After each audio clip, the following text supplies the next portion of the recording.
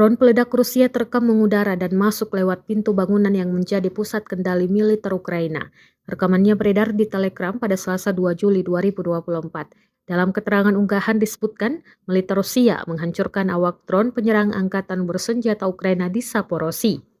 Dalam video pertama, tampak operator unit khusus pangkalan militer keempat angkatan bersenjata Rusia, Valkyrie, menghancurkan pusat kendali serangan FPV. Video selanjutnya memperlihatkan Valkyrie dari WB keempat melenyapkan kru drone musuh yang duduk di truk pick-up menggunakan drone Suda Platov. Kedua target sukses dihancurkan dan terekam drone pengintai lainnya. Rekamannya pun menuai berbagai komentar dari warganet.